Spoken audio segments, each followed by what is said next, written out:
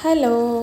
അപ്പോൾ നമ്മളിങ്ങനെ വീട്ടിലിരിക്കുമ്പോൾ ഒട്ടും പ്രതീക്ഷിക്കാതെ കുറേ അതിഥികൾ കയറി വരത്തില്ലേ? അങ്ങനെയുള്ള സാഹചര്യത്തിൽ പെട്ടെന്നൊരു ചിക്കൻ കറി ഉണ്ടാക്കുന്നത് എങ്ങനെയാണെന്നാണ് ഞാനിപ്പോൾ ഇവിടെ കാണിക്കാൻ പോകുന്നത്.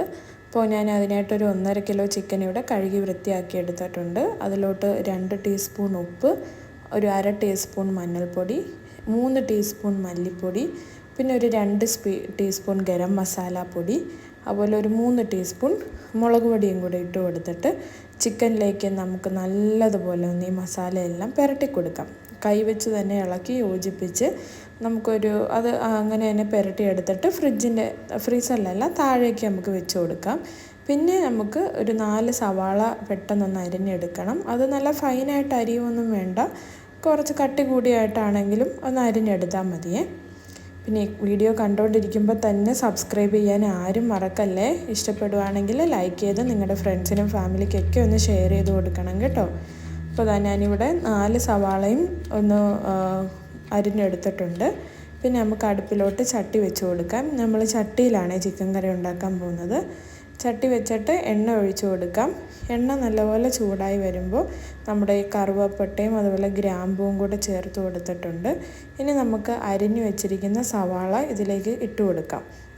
സവാള ഇട്ടിട്ട് നല്ലതുപോലെ ഒന്ന് ഇളക്കി കൊടുക്കണം. സവാള നല്ലപോലെ വഴട്ടിയെടുക്കണം കേട്ടോ. കൈ എടുക്കാതെ കുറച്ച് സമയം ഒന്ന് ഇളക്കി കൊടുത്താൽ മതി. ഇനി സവാളയിലോട്ട് നമുക്ക് ആവശ്യത്തിനുള്ള ഉപ്പിട്ട് കൊടുക്കാം. ചിക്കനിൽ നമ്മൾ ഓൾറെഡി ഉപ്പിട്ടിട്ടുണ്ട്, അതാരും മറന്നു പോകല്ലേ. ഇനി ഇതിലോട്ട് ഞാൻ ജിഞ്ചർ ഗാർലിക് പേസ്റ്റാണ് ഇട്ട് കൊടുക്കുന്നത്. ഒരു 2 ടേബിൾ സ്പൂൺ അളവിൽ ചേർത്ത് കൊടുക്കുന്നുണ്ട്. നിങ്ങൾക്ക് വേണമെങ്കിൽ ഇഞ്ചിയും വെളുത്തുള്ളിയും കൂടെ എടുത്തിട്ട് ചതച്ചിട്ട് കൊടുത്താലും മതിയേ. ഇനി ഈ ഒരു സവാള നല്ലപോലെ ഒരു ഗോൾഡൻ ബ്രൗൺ കളർ ആകുന്നത് വരെ നല്ല രീതിയിലൊന്ന് വഴറ്റിയെടുക്കണം കേട്ടോ. സവാള നല്ലപോലെ വഴണ്ട് വരുമ്പോൾ ഇതിലേക്ക് നമുക്ക് കുറച്ച് പൊടികൾ ഇട്ട് കൊടുക്കാം.